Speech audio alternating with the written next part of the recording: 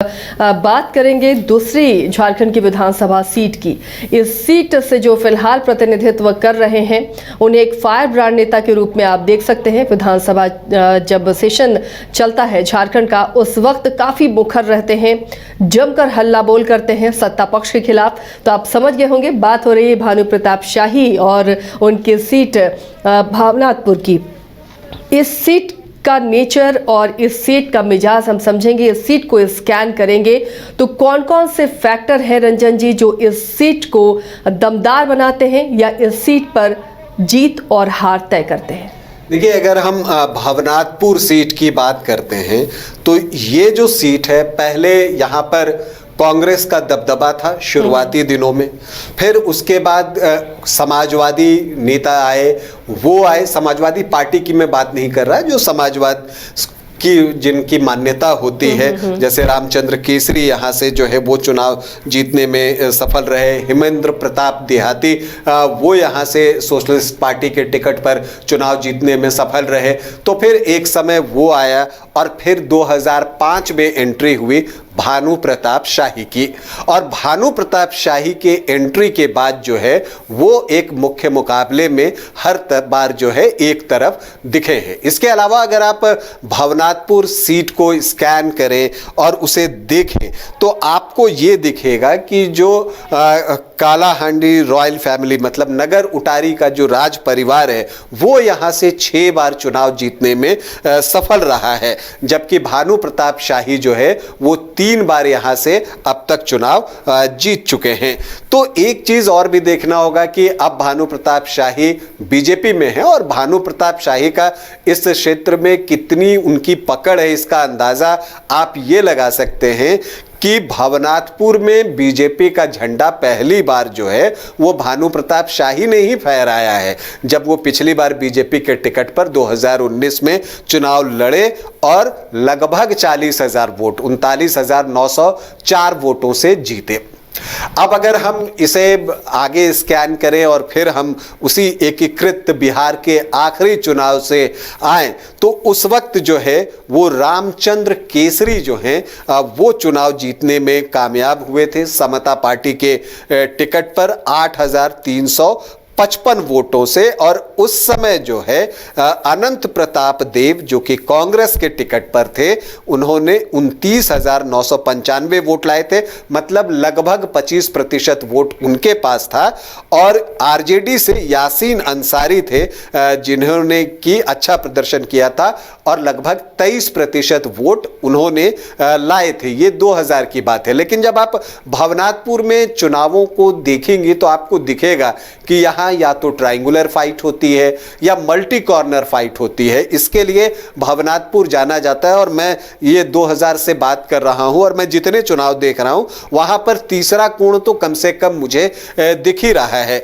2005 में जैसा मैंने आपको बताया कि भानु प्रताप शाही की एंट्री होती है और उस वक्त वो फॉरवर्ड ब्लॉक के टिकट पर जो है वो चुनाव लड़ रहे थे और तब जो है उन्होंने चुनाव जीता था। 5,050 वोट से जो है उन्होंने वो चुनाव जीता था। और तब भी जो है सामने उनके अनंत प्रताप देव ही थे और अनंत प्रताप देव को जो है उस समय 33,040 वोट आया था और जो भानु प्रताप शाही हैं उनको 38,090 वोट आया था। लेकिन अगर आप देखें तो जो आरजेडी के कैंडिडेट हैं यासीन अंसारी, उन्हें 17,897 और बीएसपी से धर्मेंद्र प्रताप देव थे, उन्हें 16,325 वोट आए थे। अब यहां से बीएसपी ने भी एक अपनी एंट्री मार ली और अब आप आगे देखेंगी कि भावनाथपुर की सीट पर बीएसपी भी विधानसभा चुनाव में उत्तरोत्तर जो है अपने वोटों में सुधार करता जा रहा है। पहले जहां वो 5 से 10% के बीच था, फिर वो 10 से 20% के बीच आया और अगर आप पिछले 2 चुनाव से देखें तो बीएसपी 20% से ज्यादा वोट ला रहा है। ये एक चीज जो है वो स्कैन करने पर दिखता है। फिर हम 2009 में पहुंचते हैं और यहां पर जो है अनंत प्रताप देव जो है वो कांग्रेस के टिकट पर चुनाव लड़ते हैं और वो भानु प्रताप शाही को शिकस्त दे देते हैं और तब उन्होंने 22,168 वोटों से ये चुनाव जो है वो जीता था। भानु प्रताप शाही को उन्होंने पराजित किया था, लेकिन तब सोगरा बीबी सीपीआईएम के टिकट से चुनाव लड़ रही थी। उन्हें 13.25% वोट आए थे और बीएसपी के जो कैंडिडेट थे उन्हें भी 9% वोट मिला था। 2014 में नवजवान संघर्ष मोर्चा के बैनर पर जो है चुनाव लड़ते हैं भानु प्रताप शाही और इस बार जो है वो अपना हिसाब जो है अनंत प्रताप देव से चुकता कर लेते हैं। इस बार बदला क्या था कि अनंत प्रताप देव जो पिछला चुनाव कांग्रेस के टिकट पर लड़े थे 2014 में, वो बीजेपी के टिकट पर जो है वो चुनाव लड़ रहे थे और तब भानु प्रताप शाही ने जो है आपको उन्हें पराजित किया। और अगर आप देखें तो बहुत का गैप जो है वहां नहीं दिखेगा। 27.8% वोट जो है वो भानु प्रताप शाही को था, तो 26.54% वोट जो है वो अनंत प्रताप देव के पास था। मतलब 2661 वोटों से भानु प्रताप शाही की जीत होती है। लेकिन वहां पर अगर बीएसपी के टिकट पर जो है वो ताहिर अंसारी चुनाव लड़ते हैं और वो 20% का आंकड़ा पार कर जाते हैं, 21.48%। अब अगर यहां बीएसपी को कम वोट होता तो हो सकता है कि परिणाम में फर्क आ सकता था।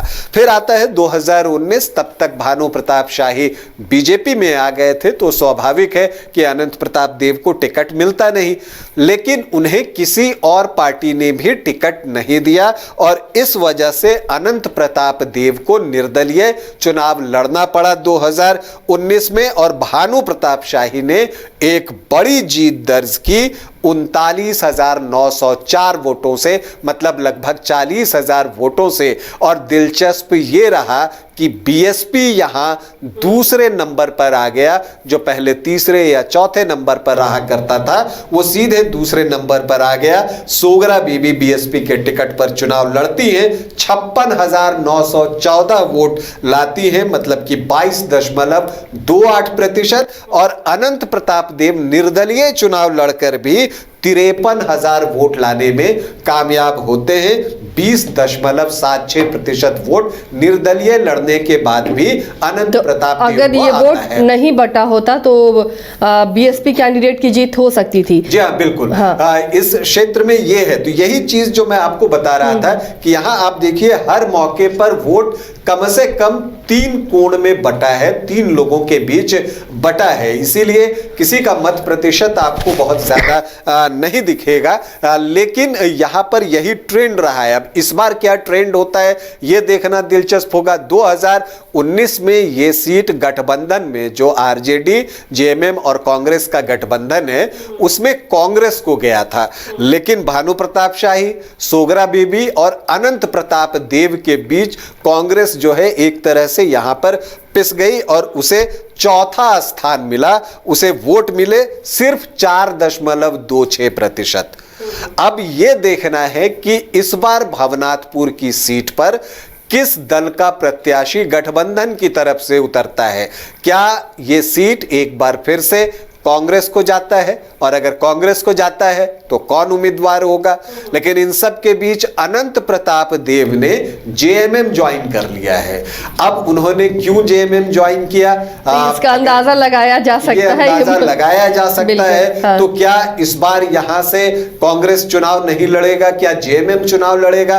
चूंकि जब तक कुछ घोषणा नहीं हो जाती, कुछ कहना थोड़ी जल्दबाजी होगी। लेकिन कोई अगर व्यक्ति जेएमएम में गया है तो ऐसे ही तो नहीं गया होगा, ये बात भी आदमी समझ सकता है। और इसीलिए लगता है, चूंकि अनंत प्रताप देव की एक अपनी पहचान है। और जब आप देखिए 2005 से हम देखें तो अनंत प्रताप देव और भानु प्रताप शाही के बीच एक मुकाबला जो है वो चल रहा है।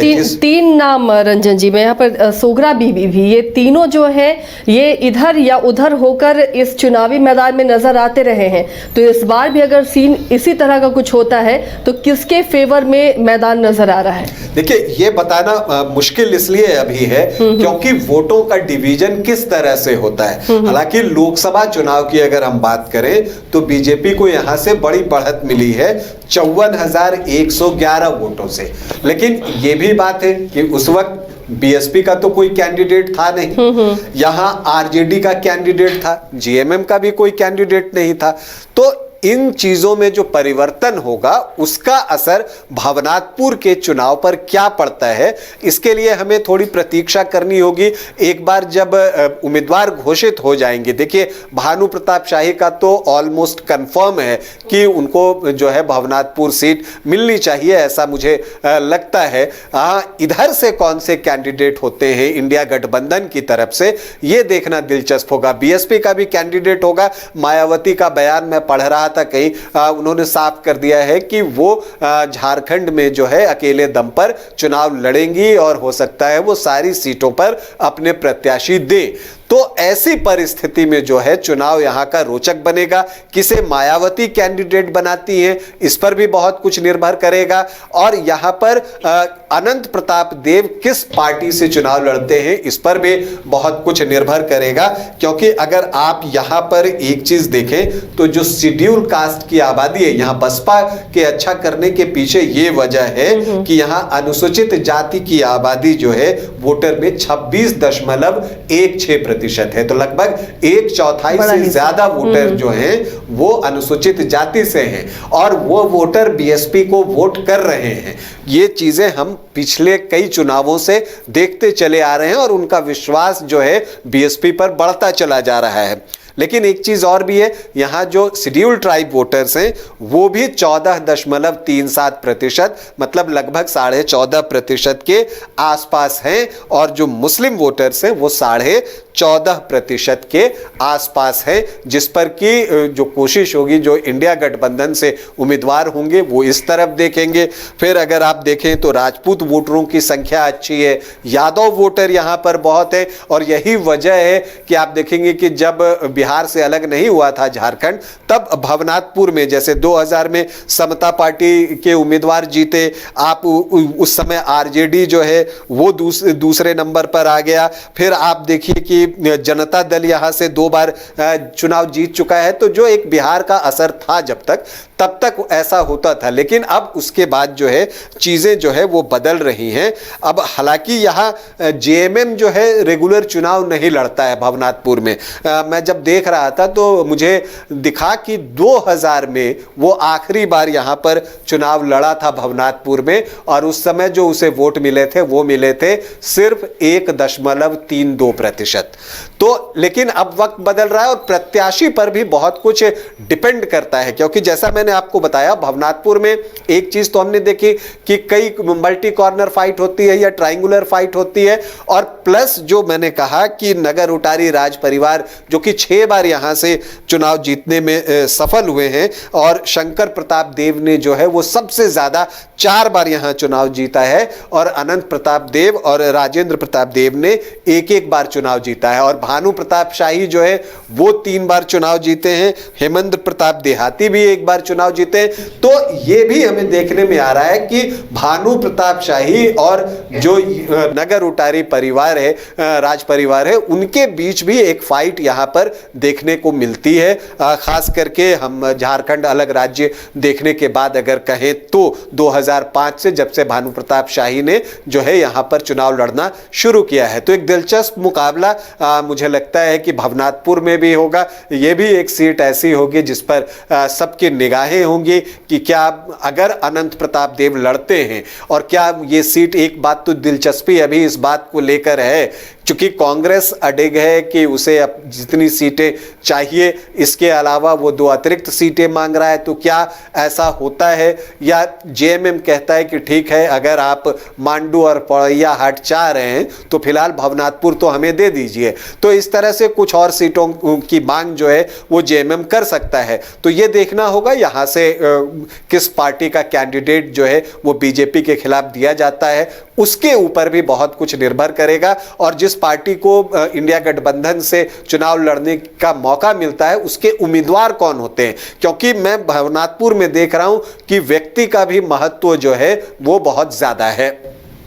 बिल्कुल, तो देखिए किस तरह दिलचस्प फाइट बनती हुई नजर आ रही है भवनाथपुर की भी, और यहाँ का मुकाबला बेहद दिलचस्प होने वाला है। अब कैंडिडेट की घोषणा के साथ ही लगातार हमारी नज़र भी बनी रहेगी कि कैसा मुकाबला होगा और आपके सामने भी लाएंगे। तो आज के सिटी स्कैनर में इन 2 सीटों के साथ इतना ही। अगले दिन हम फिर हाजिर होंगे विधानसभा की कुछ और सीटों के साथ और बताएंगे वहां पर सीटों का मिजाज और वहां के दिलचस्प मुकाबले। फिलहाल दीजिए इजाजत, लेकिन खबरों के लिए देखते रहिए न्यूज़ 22 को। घर के लिए ग्रोसरीज की जरूरत हो या चाहिए फल और सब्जी, डेयरी या बेकरी प्रोडक्ट्स चाहिए या beverages, snacks and branded foods चाहिए हो या ब्यूटी प्रोडक्ट्स, अब इनके लिए अलग अलग दुकानों की तलाश हुई खत्म, क्योंकि रांची में खुल गया है केस्टोमार्ट, जो रखे आपका और आपके बजट का ख्याल।